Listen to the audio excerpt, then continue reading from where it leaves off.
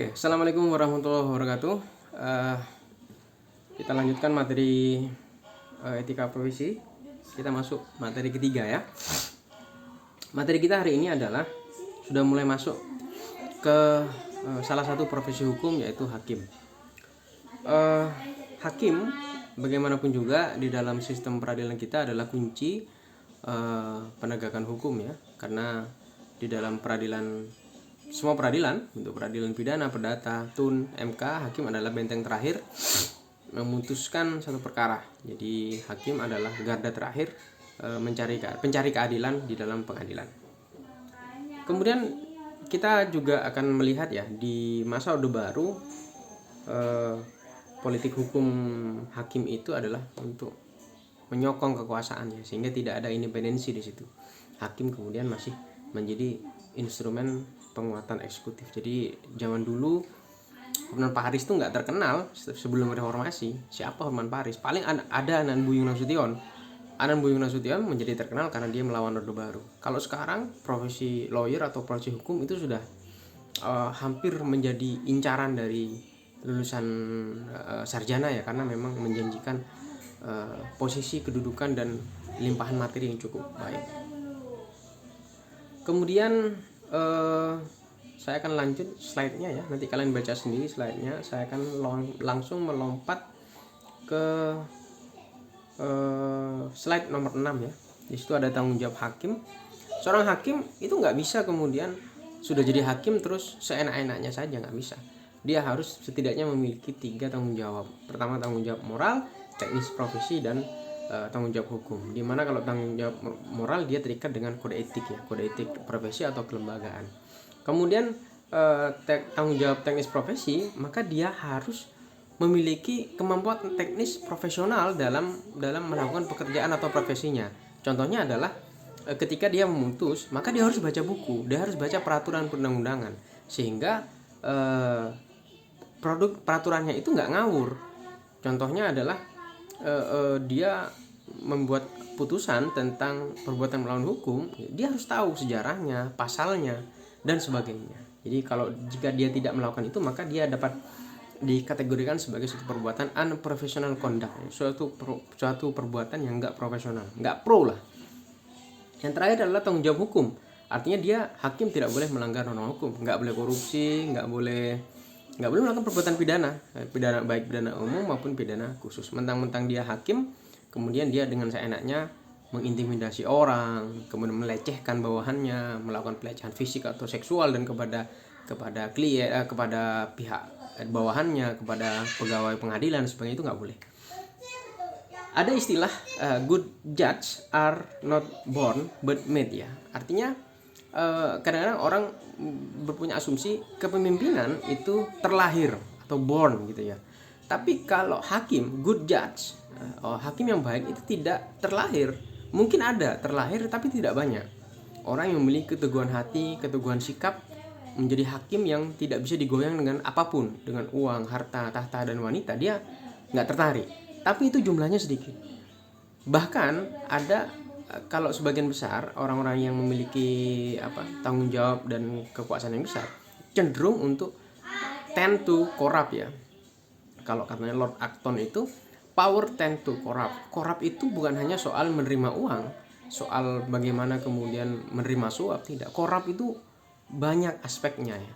Menyalahgunakan wewenang, tidak memberikan kepada yang berhak, walaupun dia tidak menerima uang, tidak menerima imbalan apapun, tetapi menutup keadilan bagi pihak yang lain, itu korup namanya. Jadi korupsi itu aspeknya banyak, bukan hanya soal menyerahkan uang, menerima uang, menyerahkan suap dan sebagainya, itu banyak aspeknya. Kemudian apa saja tekanan terhadap hakim? Banyak sekali ya, ada politik, atasan langsung, masyarakat, pihak berperkara, di sendiri keluarga. Saya akan menyoroti yang paling sederhana. Contohnya adalah diri sendiri ya. Diri sendiri, kadang-kadang hakim itu juga manusia, juga pengen eksis, pengen punya Instagram, punya media sosial, juga pengen menjalankan hobi. Nah ini yang menarik. Kadang-kadang hakim tuh hobinya nyeleneh-nyeleneh. Kalau hobinya baca buku nggak ada masalah. Kalau hobinya sholat berjamaah itu bagus. Tapi kalau hobinya koleksi mobil mewah, itu yang kemudian patut menjadi note ya, catatan.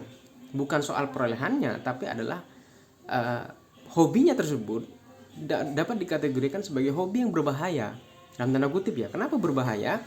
Karena mobil mewah itu nggak murah, dan hakim tuh harus mengumpulkan uang yang tidak banyak, yang tidak sedikit ya, untuk membeli mobil mewah. Padahal jumlah tunjangan, gaji dan sebagainya itu bisa diperkirakan, sehingga dapat menimbulkan dugaan tertentu kepada banyak orang bahwa hakim tersebut melakukan perbuatan-perbuatan yang melanggar hukum atau melanggar etika. Walaupun sebetulnya hakim tersebut sebetulnya memang anak orang kaya, anak juragan sawit, tapi kan stigma uang tersebut diperoleh dari mana itu juga menjadi pertanyaan. Selanjutnya juga adalah tekanan dari keluarga. Contohnya, hakim, kalau Anda mau jadi hakim, ya cari istri yang baik atau cari pasangan yang baik. Jangan, ya saya tidak melarang Anda punya pasangan atau istri artis gitu kan. Tapi kan Anda punya pasangan selebgram gitu kan, biro bandani make upnya, bandani ke salonnya. Tuntutannya dia istri Anda minta Ferrari misalnya. Dari mana Anda dapat uang? Maka ya cari pasangan yang kemudian bisa mengerti profesi hakim. Hakim itu setengahnya sudah masuk neraka kakinya, setengah di surga dan setengah di neraka. Jadi harapan saya, kalau Anda memang mau jadi hakim, wakafkan waktu dan umur Anda untuk urusan akhirat. Upaya preventifnya pemerintah sudah banyak ya, kemudian membuat remunerasi gaji atau membuat perbaikan gaji kepada mereka, kepada hakim, kemudian memperkuat norma SOP pendidikan, pembinaan dan perlindungan institusional ya, di mana setiap hakim itu diberi semacam pembinaan oleh Mahkamah Agung, baik pembinaan terhadap jabatan atau perilaku dan sebagainya. Selanjutnya di slide 9 saya akan sebutkan ada 5 panca dharma hakim, atau semacam 5 dharma atau 5 kewajiban dan tugas hakim. Yang pertama adalah yang dilambangkan dengan lambang-lambang tertentu. Yang pertama adalah kartika atau bintang. Bintang itu adalah lambang religiusitas ya. Kalau di Pancasila itu kan sila pertama ada bintang, menunjukkan bahwa hakim harus bertakwa kepada Tuhan Yang Maha Esa. Untuk membentengi hakim nggak macam-macam. Yang kedua adalah cakra. Cakra itu senjata ya. Senjata itu senjata untuk Anda menumpas ketidakbenaran. Maka perlambangnya adalah hakim harus berlaku adil. Yang ketiga candra bulan. Bulan itu menerangi tapi tidak terik. Artinya hakim itu harus menampilkan sikap yang bijaksana. Tirta atau air ya. Air itu lambang kebersihan, kemurnian, dan lambang kejujuran. Air itu dapat mengikis semua hal-hal yang negatif. Kemudian sari yang kelima, berbudi luhur atau tidak tercela. Sari itu kayak bunga harum ya, dia tidak tercela.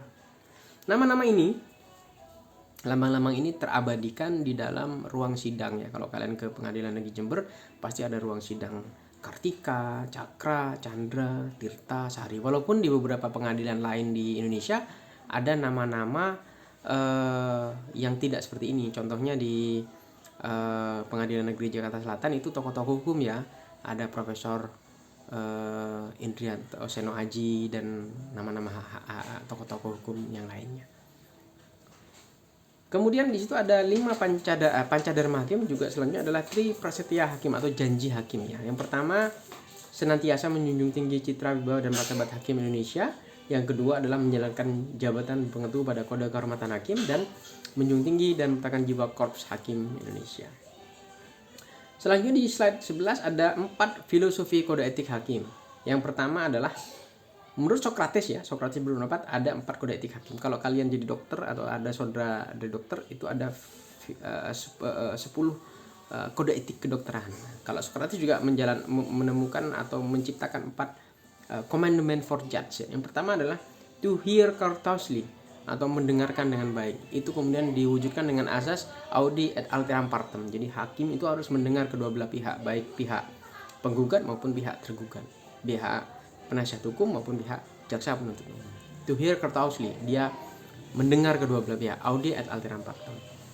Yang kedua adalah to answer wisely, menjawab dengan bijak. Hakim itu harus bijak, nggak boleh marah-marah, nggak boleh menjudge, kamu salah, kamu ini dan sebagainya, itu nggak boleh. Yang ketiga, to consider soberly, bijaksana menimbang. Itulah hakim. Hakim itu lambangnya timbangan, dia harus membuat pertimbangan yang baik. Nyawanya hakim itu bukan di putusan, betul dia memutus, tapi nyawa yang membuat putusan itu adalah pertimbangan hakim. Jadi sebelum putusan ada beberapa halaman sebelumnya itu adalah pertimbangan hakim, pendapat hakim. Jaksa boleh berpendapat, penasihat hukum boleh berpendapat, tetapi yang memutus adalah hakim. Pertimbangannya itu dari hakim. Kenapa begini, kenapa diputus begitu, apa alasannya? Setuju tidak dengan jaksa, apakah setuju atau tidak dengan penasihat hukum. Itulah pertimbangan hakim. Yang keempat, to decide impartially, atau memutus dengan adil dan imparsial.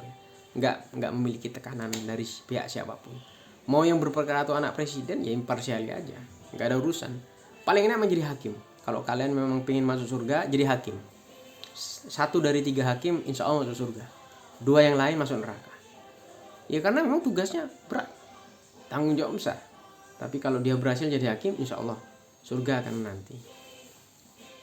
Kemudian selanjutnya saya akan menjelaskan 10 pedoman perilaku hakim ya, yang akan kalian pelajari nanti. Saya berharap satu di antara kalian atau banyak dari kalian akan menjadi hakim untuk menggantikan kita-kita yang sudah sepuh ini ya. Atau mungkin satu saat kalian jadi hakim, bertemu saya di pengadilan, saya jadi pengacaranya. Jadi itu akan menjadi pengalaman yang sangat menarik. Yang pertama, pedoman pertama adalah berperilaku adil. Ini menjadi nyawanya hakim ya. Adil itu artinya menempatkan sesuatu pada tempatnya dan memberikan yang menjadi haknya, yang didasarkan pada suatu prinsip bahwa semua orang sama kedudukannya dalam hukum. Jadi adil itu bukan soal Anda punya 10 diberikan 5 dan 5, tidak. Adil itu menempatkan pada tempatnya. Kalau memang 10 dibagi 2, porsi A mendapatkan 6 dan porsi B mendapatkan 4 karena suatu resiko atau aspek silsilah waris, maka berikanlah kepada mereka sesuai dengan haknya. Saya ambil contoh sederhana, misalnya ada satu keturunan ya, satu orang tua yang memiliki anak 2, yang satu kemudian memiliki 2 istri. Istri pertama anaknya 1, istri kedua anaknya 4. Tidak bisa kita apple to apple. Di dalam hukum waris itu tidak begitu hitungannya. Bukan ngitung berdasarkan jumlah istri, tapi ngitung berdasarkan jumlah keturunan. Ini yang kemudian harus kita perhitungkan. Hakim harus adil ya. Adil bukan kemudian apple to apple. Tidak serta-merta seperti itu. Dia harus melihat berapa jumlah keturunannya dan menghitung kalau dia Islam berapa laki-laki dan berapa perempuan. Kalau memakai hukum waris Islam murni. Berperilaku diterapkan dalam berperilaku adil dalam penerapannya antara lain menghormati asas praduga tidak bersalah. Kalau dalam hukum pidana, kalau katanya Pramudia Anantatur itu berperilaku adillah sejak dalam pikiran. Jadi Anda nggak boleh menjudge seseorang dari pikiran Anda. Oh, ini orang ini wajahnya nih kayak kayaknya kayak kriminal nih, udah tampangnya jelek, hidungnya bengkok gitu kan, atau rahangnya ke atas gitu. Wah, pasti jahat. Nggak boleh begitu. Anda nggak bisa mengadili orang berdasarkan penampilan fisik atau dugaan-dugaan tertentu. Yang kedua, tidak memihak. Jelas adil nggak memihak. Anda nggak peduli itu tetangga Anda, itu anak presiden, nggak ada urusan. Yang ketiga, menghindari hal-hal yang dapat mengakibatkan pencabutan hak untuk mengadili perkara yang bersangkutan. Ya misalnya Anda tiba-tiba menghubungi pihak berperkara atau menyuruh orang menghubungi, jangan lakukan itu. Dilarang memberikan kesan mengistimewakan salah satu pihak. Wah, ini contohnya begini, Anda jadi hakim, saya jadi pengacaranya, mentang-mentang saya dosen Anda, lalu kemudian Anda mengistimewakan saya. wah Pak Sur gitu kan, dosen saya, silakan Pak Anda bertanya dulu gitu kan. Ini nggak boleh, Anda harus adil. Selanjutnya, dilarang menunjukkan rasa suka atau tidak suka, keberpihakan, prasangka, pelecehan, suatu ras, jenis kelamin atau agama. Contoh, hakim, Anda hitam itu, ayo maju ke depan jadi saksi. Nggak boleh. Itu Cina itu, ayo saksi, kamu tuh udah Cina udah dan sebagainya. Nggak boleh kayak gitu, nggak boleh rasis. Atau seorang Hindu, anda Hindu, ayo cari jadi saksi, memberikan kesaksian. Nggak boleh. Hakim tidak boleh menampakkan ketidaksukaan atau menampilkan celoteh-celoteh, melecehkan agama, sara dan sebagainya, itu nggak boleh. Kemudian dilarang menyuruh atau mengizinkan pegawai pengadilan atau pihak lain untuk mengaruhi, mengarahkan atau mengontrol jalan sidang. Jadi contohnya Anda hakim ya, nyuruh siapa gitu kan saudaranya, itu hubungi itu pihak pengacara, bilang dari saya, minta aja berapa, mau minta apa dia. Jadi dia nggak memerintahkan suatu, tapi dia nyuruh orang untuk mengaruhi saya, pengacaranya. Itu nggak boleh. Kemudian mendengar kedua belah pihak, memberikan kesempatan yang sama kepada setiap orang, khususnya pencari keadilan atau kuasanya, seperti tadi itu. To hear courteously ya, jadi dia audit et altera partem, mendengarkan kedua belah pihak. Kemudian tidak boleh berkomunikasi dengan pihak yang berperkara di luar persidangan, kecuali dilakukan di dalam lingkungan gedung pengadilan demi kepentingan kelancaran persidangan. Ngajakin ngopi gitu kan, mentang-mentang Anda hakimnya, saya pengacaranya, Pak Sur ayo ngopi gitu, atau saya ngajak Anda. Misalnya siapa nih? Huda misalnya, ayo Huda ngopi yuk. Lama kita nggak ngopi. Ya walaupun kita nggak pernah membicarakan perkara ya, kita hanya ngobrolin zaman Anda kuliah. Oh iya ya, dulu Pak Lutfian tuh ngajarnya gimana ya? Oh iya Pak gitu dan sebagainya itu. Atau misalnya Pak siapa gitu ngajarnya gimana ya? Ya Anda nggak ya boleh ya, walaupun Anda hanya atau kita hanya membicarakan sesuatu yang dulu, tapi kesan yang timbul di publik adalah wah nggak bisa ini, mentang-mentang mahasiswanya lalu diajak ngopi. Walaupun yang kita bicarakan ya masalah unmu misalnya, bagaimana cara agar fakultas hukum ini menjadi semakin maju, tapi kesan yang ada di publik adalah kita membicarakan perkara. Makanya beratnya jadi hakim itu memang begitu. Kalau saya pribadi berpendapat hakim itu sudah harus jadi alien, kayak Lionel Messi lah kalau di Barcelona. Nggak bisa disentuh memang, dan dia harus mengasingkan diri, jadi alien betul. Kalau perlu ya terima tamu itu ya harus ada saksinya. Kemudian kalau pergi ke nikahan atau kondangan gitu ya harus transparan gitu, nggak boleh memberikan sesuatu atau memberikan sesuatu dengan terbuka. Ya supaya apa? Supaya menjaga integritasnya dengan baik. Kemudian yang kedua, pedoman perilaku kedua adalah berperilaku jujur. Artinya berani menyatakan bahwa yang benar adalah benar dan yang salah adalah salah. Itu Anda nggak bisa mengatakan berpura-pura benar atau pura-pura salah. Penerapannya adalah menghindari perbuatan tercela. Ini saya maksud tadi itu. Kalau seseorang bukan hakim datang ke diskotik, ya sepanjang Anda punya uang, sepanjang Anda kemudian diizinkan secara umur, dan sepanjang Anda diizinkan oleh agama Anda, ya go ahead. Tapi kalau hakim datang ke klub malam itu kan gimana ya, rasanya menimbulkan dugaan-dugaan yang aneh-aneh. Ngapain ya hakim di tempat klub malam gitu kan? Ya kan klub malam itu kan lekat dengan acara minum-minum ya. Ya walaupun nggak sampai mabuk itu kan ya minimal minum lah. Masa iya klub malam itu jualan es teh gitu atau air mineral gitu kan? Masa iya di klub malam isinya pengajian? Kan enggak. Nah hal-hal yang begitulah yang kemudian harus dihindari ya. Makanya hakim tuh memang hobinya harus religius. Hobinya datang ke pengajian, sholat berjamaah, gitu aja. Baca buku, datang ke perpustakaan, itu hobinya hakim harus begitu. Jangan hobi yang nyeleneh-nyeleneh. Kemudian hakim dan anggota keluarga tidak boleh meminta atau menerima janji. Ini yang bahaya. Hakimnya nggak minta, anggota keluarganya minta, anaknya yang minta. Saya ambil contoh ya, ini bukan hakim tapi patut kita jadikan contoh. Jenderal Polisi Hugeng, Kapolri. Anda bayangkan Kapolri nggak punya rumah selain rumah dinas. Bayangkan, tuh orang miskin banget tuh, Jenderal Hugeng. Punya anak satu, punya anak saya lupa anaknya berapa. Lagi remaja lah. Saat setelah menjabat, ada dealer Mitsubishi kalau nggak salah, kalau nggak Mitsubishi atau Astra, menghubungi Hugeng mau memberi hadiah, nggak mau dia. Apa yang dilakukan? Menghubungi anaknya. lalu menanya alamat dan memberikan mobil terbaru ditaruh di rumah Hugeng, rumah dinas. Senanglah si anak kan dapat mobil baru. Sore harinya Hugeng pulang ke rumah, nanyain, ini mobil siapa? Oh tadi ada pak dealer yang ngasih ini ke bapak, buat bapak, katanya gratis. Apa reaksi Hugeng saat itu? Kembalikan saat ini juga. Ini bukan hak saya, kembalikan. Si anak protes dong, loh ngapain pak? Kita kan diberi, kita kan nggak minta. Jawaban Hugeng savage betul. Ya oke, kita nggak minta. Tapi kalau dia ada perkara dengan kita, ya kita akan jadi nggak enak sama dia. Jadi hakim itu nggak boleh menerima hadiah-hadiah yang memungkinkan dirinya akan tersandera di dalam situasi yang nggak enak tersebut.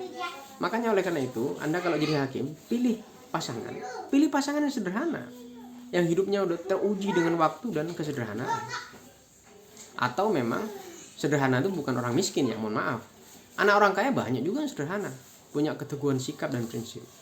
Misalnya bapaknya pengusaha sukses, hartanya miliaran, tapi dia merasa itu bukan harta saya, itu harta ayah saya. Dan saya juga merasa harta itu titipan yang Maha Kuasa. Sehingga dia nggak merasa butuh untuk memperkaya diri dengan hal yang tidak baik. Sederhana bukan soal dia anak orang kaya atau anak orang miskin, bukan.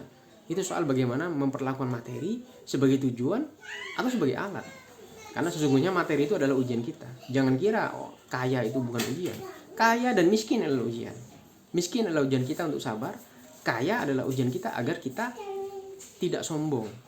Karena harta yang dititipkan kepada kita itu akan dipertanggungjawabkan nanti di akhirat. Jangan merasa Anda sudah kaya lalu Anda masuk surga. No way. Setiap rupiah yang kekayaan yang dititipkan kepada Anda itu akan dipertanggungjawabkan, termasuk hakim. Kemudian pengecualiannya kalau memberi hadiah tidak dimaksudkan untuk mempengaruhi hakim dalam pelaksanaan tugas dan nilainya tidak melebihi uang 500.000. Ya cuman ngasih, misalnya hakim mantu gitu kan, Anda ngamplopi 300.000 itu nggak apa-apa, atau 500.000 nggak apa-apa. Tapi kalau sudah di atas itu biasanya hakim akan lapor ke KPK.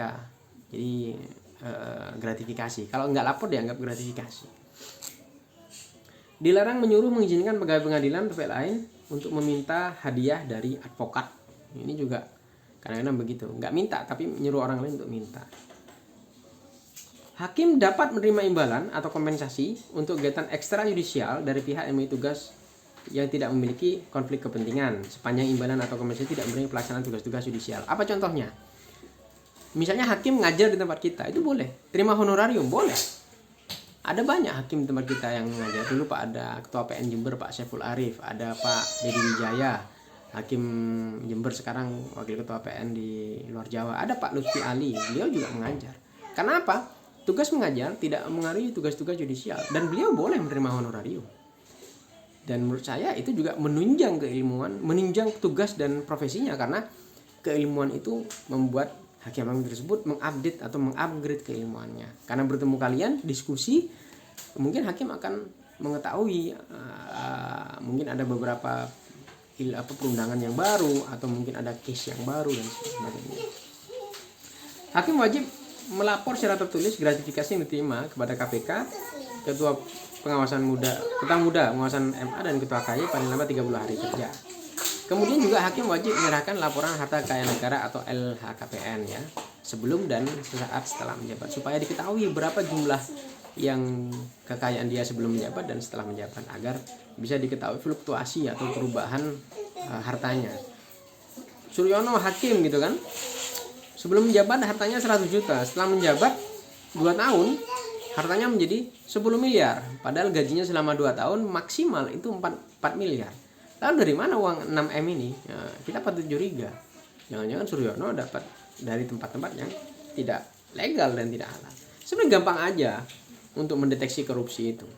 Coba aja semua pejabat negara bikin laporan harta kekayaan, kerjasama dengan pajak dan perbankan. Tracing semua hartanya. Kalau dia punya PT, apa PT-nya, berapa kekayaannya, dan apa jenis usahanya. Kan jelas itu, berapa dia menjabat, saat dia menjabat, saat dia tidak menjabat, kan ketahuan fluktuasinya. Polisi misalnya, Kapolres, berapa dia gajinya, selama 5 tahun. Kapolres Jember dari tahun berapa sampai tahun berapa, cek harta kekayaannya, dia fluktuasinya berapa, sesuai nggak dengan gaji dan tunjangannya. Kalau misalnya dia melebihi gaji dan tunjangannya, cek dulu dia punya usaha atau enggak. Apakah usahanya berkaitan dengan pekerjaannya atau tidak? Atau misalnya usaha milik keluarga, sebelum dia polisi atau sebelum dia jadi hakim dia sudah punya usaha, yaitu dapat dikecualikan. As simple as that. Jadi soalnya kadang-kadang perilaku jujur itu memang yang sudah hilang dari pejabat kita. Perilaku untuk menyembunyikan harta-harta yang memang tidak pada tempatnya. Jadi kalau menurut saya pemberantasan korupsi salah satu kuncinya adalah di prevensi atau pencegahan. Karena pemberantasan korupsi itu bukan soal banyakan menangkap koruptor, tapi lebih kepada selesainya korupsi di Indonesia. Itu filosofi tujuan pemberantasan korupsi. Yang perilaku ketiga adalah berperilaku arif dan bijaksana. Artinya mampu bertindak sesuai dengan norma-norma yang hidup dalam masyarakat, baik norma hukum, norma keagamaan, kebiasaan maupun kesusilaan dengan memperhatikan situasi dan kondisi pada saat itu, serta mampu memperhitungkan akibat dari tindakannya. Arif bijaksana itu memang perilaku hakim yang sudah advance ya. Dia tidak lagi menghitung di atas norma ya, di atas norma. Arif dan bijaksana itu di atas norma, kebijaksanaan lah. Penerapannya hakim wajib menghindari tindakan tercela. Di situ dijelaskan menghindari tindakan tercela, bukan lagi tidak melakukan ya, tapi menghindari. Tidak lagi ke tempat yang membahayakan, seperti tadi saya sampaikan, tidak lagi clubbing gitu kan. Ya walaupun dia di sana ya nggak ngapa-ngapain, cuman merokok aja gitu kan, cuman minum aqua, tapi kan menghindari perbuatan yang seperti itu, sehingga dia terhindar dari perbuatan tercela. Hakim dalam hubungan pribadi dengan anggota persidangan lain secara tertutup belajar dan juga wajib menghindari situasi yang dapat menimbulkan kecurigaan atau sikap keberpihakan. Contoh misalnya mentang-mentang hakimnya udah kenal gitu kan, bro gimana bro, itu situasi yang menurut saya awkward ya. Anda boleh akrab dengan hakim, tapi ini situasi pengadilan, Anda nggak boleh bersikap seperti itu. Even Anda jadi hakim dan saya pernah jadi dosen Anda, ya saya harus memanggil Anda dengan minimal dengan kata-kata Pak Hakim gitu kan, atau yang mulia, karena di dalam tugas profesi kita berbeda. Walaupun Anda pernah menjadi mahasiswa saya, Anda tetap harus saya hormati di depan pengadilan. Hakim dilarang mengadili perkara di mana anggota keluarga hakim bersangkutan bertindak mewakili suatu pihak. Jadi Anda nggak boleh jadi hakim yang pihak penasihat hukumnya adalah ponakan Anda gitu, atau sepupu Anda, nggak boleh. Hakim dilarang mengizinkan tempat kediamannya digunakan oleh seorang anggota profesi hukum untuk menerima klien atau menerima anggota. Jadi Anda punya ponakan, Anda punya rumah dinas, kemudian ponakan Anda terima klien, itu nggak boleh. Itu nggak arif ya namanya. Kemudian hakim dalam menjalankan tugas wajib terbebas dari pengaruh keluarga dan pihak ketiga lainnya. Ini sudah tadi kita sampaikan ya. Hakim dilarang menggunakan keterangan menimpulnya dalam proses peradilan untuk tujuan yang tidak terkait dengan wewenang dan tugas yudisialnya. Nah ini juga salah satu ciri khas hakim. Hakim itu keep silent. Nggak keluar-keluar di media gitu, nggak nge-tweet, nggak Instagram, medsos tuh nggak. Ya karena walaupun hakim itu memiliki putusan yang berbeda dengan keinginan publik, ya dia keep silent. Ya kecuali dia diminta oleh Mahkamah Agung gitu kan. Kalaupun pengadilan diminta untuk berpendapat, pasti selalu satu pintu, selalu ada juru bicara pengadilan. Pengadilan Jember pasti selalu merujuk kepada orang itu. Wartawan, jurnalis pasti akan tanya ke humas atau juru bicara lembaga ya. Kemudian hakim dapat membentuk atau ikut serta dalam organisasi para hakim atau turut serta dalam lembaga yang mewakili kepentingan hakim. IKHI, Ikatan Hakim Indonesia. Hakim berhak melakukan kegiatan ekstrajudisial sepanjang tidak mengganggu. Contohnya adalah menulis, memberi kuliah, mengajar, kemudian misalnya webinar gitu. Boleh, nggak ada masalah. Bahkan boleh kok menerima honorarium sepanjang memang jumlahnya tidak melebihi ketentuan di Undang-Undang KPK ya, di Undang-Undang LHKPN. Jadi hakim itu boleh kok. Hakim kan juga manusia ya. Dia seharusnya waktunya bersama keluarga, kemudian dia mengajar, maka waktu mengajar itu dapat memperoleh honorarium sebagai pengganti atau kompensasi dia dalam mengajar, itu boleh. Kemudian Hakim dilarang mengeluarkan pernyataan kepada masyarakat yang dapat mempengaruhi, menghambat atau mengganggu berlangsungnya proses peradilan yang adil. Jadi hakim nggak boleh provokasi, sedang peradilan berjalan dia nge-tweet gitu kan, atau dia Instagram, atau dia nulis di koran, nggak boleh. Keep silent. Hakim tidak boleh memberi keterangan atau pendapat mengenai substansi di luar perkara. Hakim yang diberikan tugas resmi oleh pengadilan dapat menjelaskan, ini tadi maksudnya humas atau juru bicara. Hakim dapat memberikan keterangan atau menulis artikel dimaksudkan untuk memberikan informasi kepada masyarakat yang tidak berhubungan dengan masalah substansi perkara tertentu. Jadi nggak boleh dia komen tentang perkaranya. Itu sudah, biar setuju atau tidak setuju itu dianulir oleh hakim yang lebih tinggi. Dalam hal ini hakim tinggi, pengadilan tinggi, atau hakim agung. Nggak boleh kemudian hakim itu, karena saya jadi hakim gitu kan, teman saya jadi hakim, Pak Lutfian jadi hakim, lalu saya komentarin punyanya Pak Lutfian, itu nggak boleh. Walaupun saya ada ketidaksetujuan, ya udah, biar menjadi catatan saya pribadi.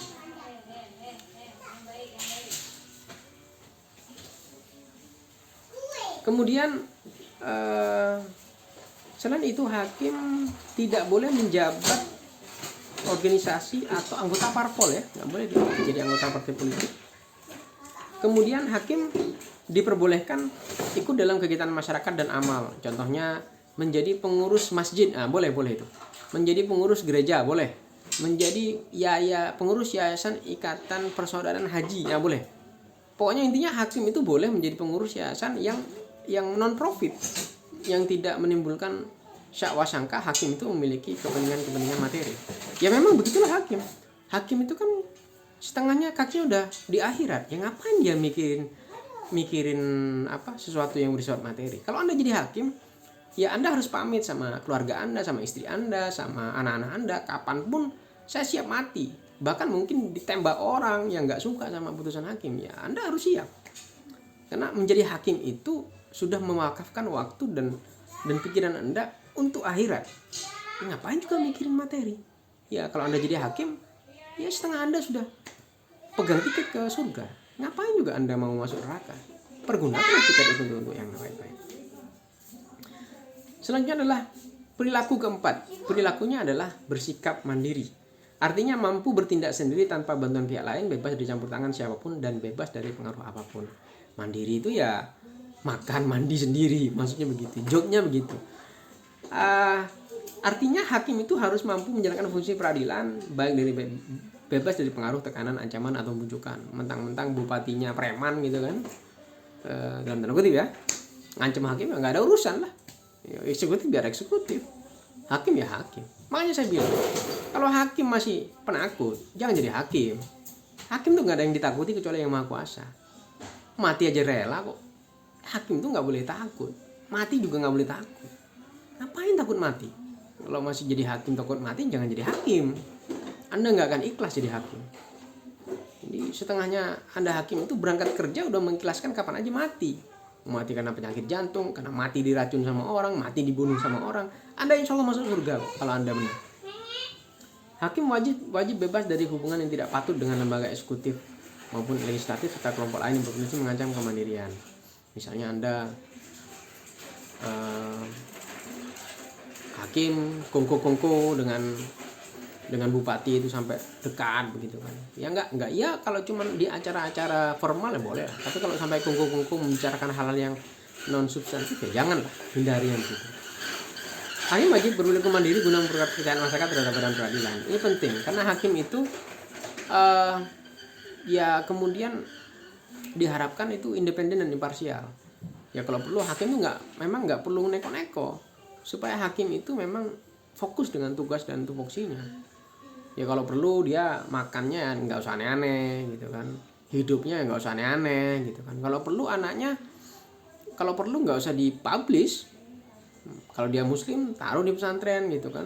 Istrinya kalau hakim itu kan pindah-pindah ya, istrinya taruh aja di suatu kota tertentu, dekatkan dengan pihak keluarga gitu kan. Anaknya pesantren kan, ya dia menjalankan tugas dengan baik. Atau misalnya hakim hanya dengan istrinya, anaknya ditaruh pesantren, itu menurut saya satu tindakan yang baik ya. Atau boleh dia mengajak keluarga tapi keluarganya tidak boleh dipublish supaya tidak mengganggu tugas dan kewajiban sebagai hakim. Yang kelima, perilakunya adalah berintegritas tinggi. Apa itu artinya? Sikap dan kepribadian yang utuh, berwibawa, jujur, dan tidak tergoyahkan. Integritas tinggi pada hakikatnya merujuk pada sikap setia dan tangguh, berpegang pada nilai-nilai. Integritas itu tidak 1 tahun, tidak 1 hari. Integritas itu puluhan tahun. Anda dinilai memiliki integritas kalau sudah puluhan tahun. Contoh, nah kalau kita bicara integritas, Pak Yana itu contoh integritas. Beliau berpraktek sejak tahun 91 sampai sekarang ya 90, hampir 30 tahun.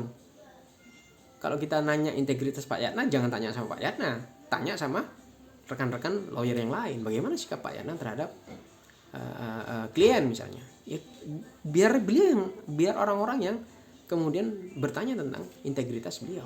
Sama juga misalnya dengan pengacara X di Jember. Kalau mau tanya integritas pengacara X, jangan tanya kepada pengacara X, tanya kepada pengacara Y, tanya kepada klien A gitu. Apa reputasi dan integritas dari pengacara tersebut? Atau kalau Anda mau nanya integritas saya, jangan tanya saya. Tanya sama dosen-dosen yang lain atau tanya dengan mahasiswa yang sudah angkatan di atasnya. Gimana sih integritas Pak Sur itu? Integritas diuji waktu. Nggak bisa Anda bertanya integritas hanya 1 tahun, 2 tahun, puluhan tahun. Penerapannya, hakim harus tidak berperilaku tidak tercela, tidak boleh mengadili suatu perkara memiliki konflik kepentingan ya. Kemudian harus menghindari hubungan baik langsung tidak langsung dengan advokat dan seterusnya. Hakim harus membatasi hubungan yang akrab, baik langsung maupun tidak langsung. Nggak boleh ikrip ya, nggak boleh akrab-akrab banget gitu. Santai aja, ya say hello gitu aja. Nggak boleh akrab, berbahaya.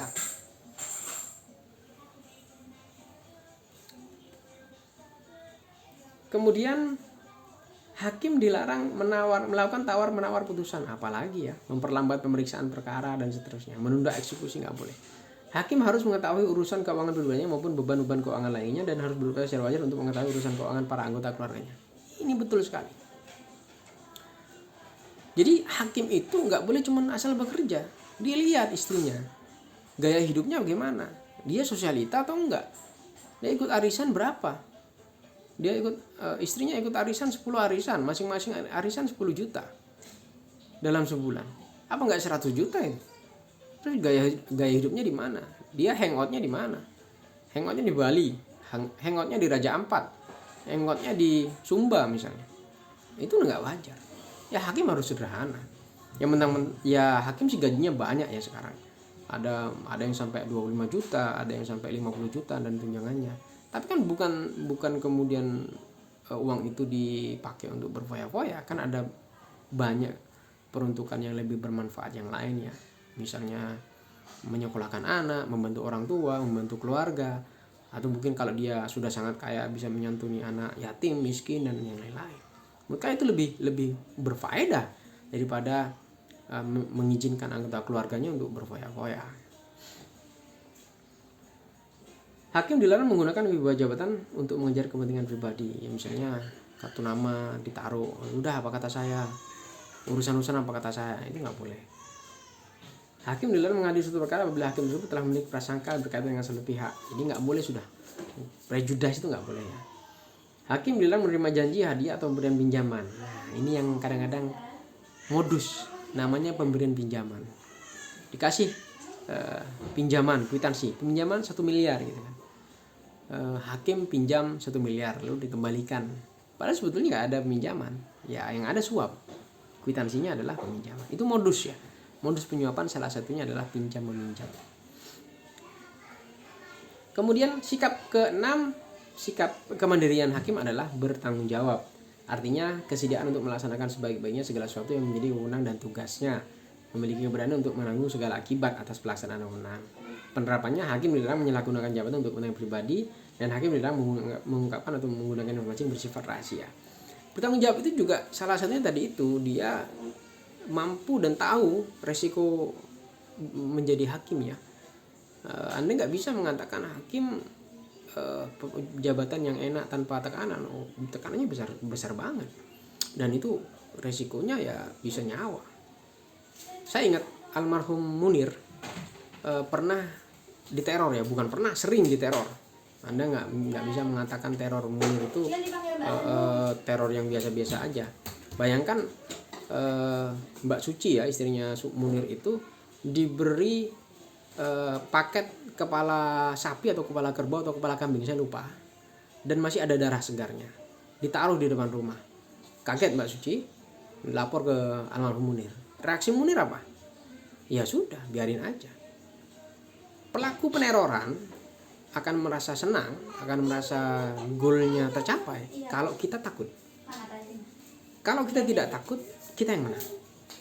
Jadi begitu kuat ya Munir itu, almarhum Munir ya, menerima teror dan mengkickback pelaku teror dengan cara seperti itu. Kalau kita menampakkan rasa takut, maka mereka yang menang. Karena teror itu sebetulnya adalah suatu bentuk tekanan psikis. Dia tidak benar-benar ingin membunuh kita. Dia hanya ingin membuat kita, mental kita down. Jadi kalau sebetulnya kata pesannya almarhum Munir, kalau dia ingin membunuh saya, kapan aja dia bisa lakukan. Saya tidak bersenjata, tembak aja saya. Dia memilih mengirim kepala kambing yang masih ada darahnya, berarti dia tidak benar-benar ingin membunuh saya. Dia hanya ingin menakut-nakuti saya. Maka ketika saya takut, dia berhasil dan saya kalah. Itulah yang menurut saya sampai hari ini semangat dan spirit almarhum Munir itulah yang kemudian terpatri di dalam jiwa dan pikiran saya. Kalau orang mau bunuh saya, kapan aja bisa. Tapi kalau orang menteror, niatnya adalah bukan soal ingin melenyapkan nyawa Anda, ingin membuat Anda takut. Jadi sebetulnya disitulah perbedaan antara peneror dengan orang ingin melenyapkan nyawa. Kalau emang ingin melenyapkan nyawa, selesai, sudah habis. Tapi kalau orang ingin meneror, ya memang ingin membuat orang itu ada, tidak meninggal, tapi dalam situasi takut. Perilaku yang ketujuh namanya menjunjung tinggi harga diri. Harga diri bermakna bahwa diri manusia melekat martabat dan kehormatan yang harus dipertahankan dan dijunjung tinggi oleh seorang ya. Penerapannya, hakim harus menjaga kewibawaan serta martabat lembaga peradilan. Hakim bilang bertiba dan transaksi keuangan transaksi usaha yang berpotensi memakan posisi sebagai hakim. Menganjurkan agar ketua peradilan tidak ikut kegiatan yang dapat mengeksploitasi jabatan hakim tersebut ya. Contohnya menjadi komisaris perusahaan apa, atau menjadi pemegang saham PT apa di wilayah hakimnya. Ini jadi nggak enak. Jadi nggak etis lah.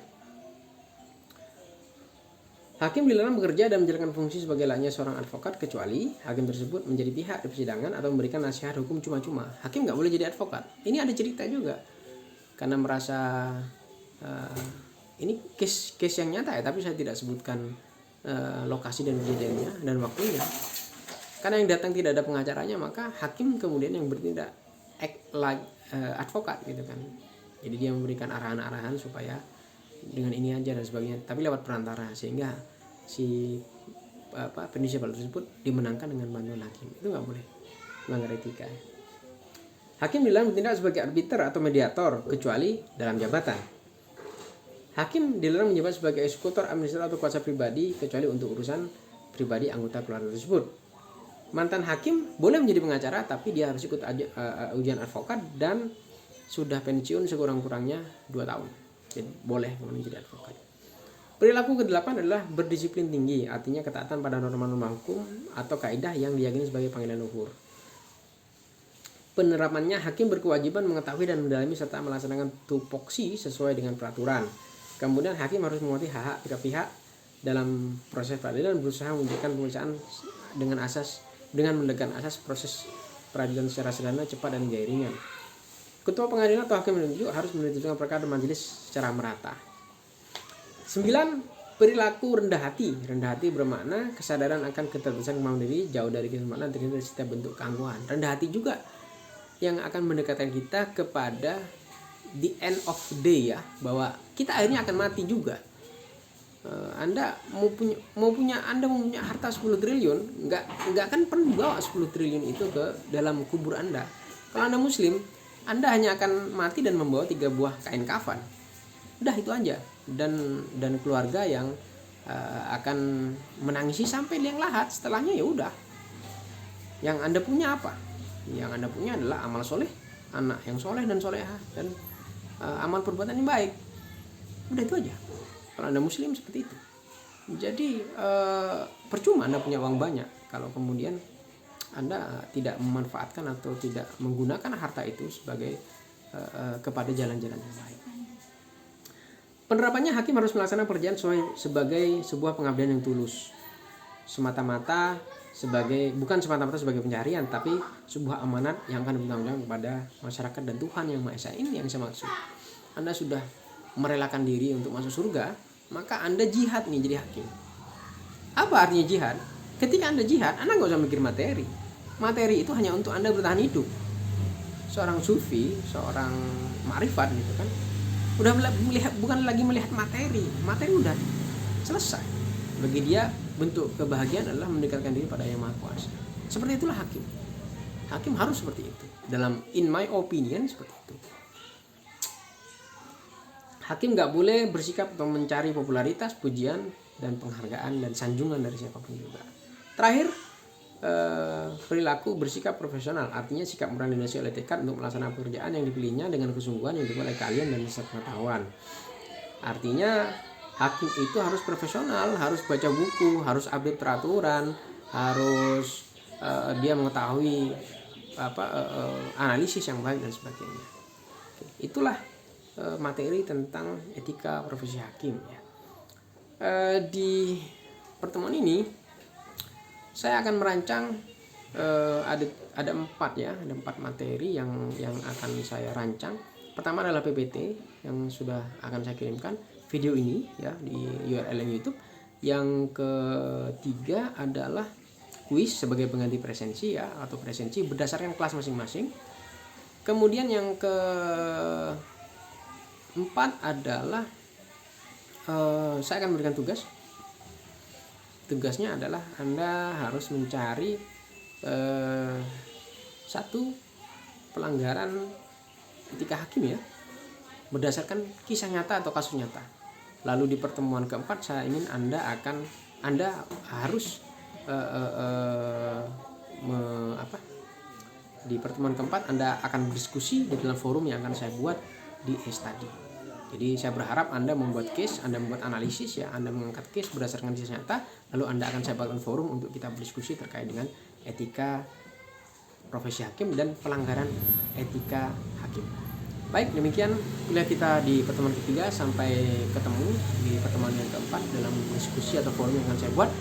Secara khusus saya berharap kalian 1, 2, 3 atau mungkin banyak dari kalian menjadi hakim.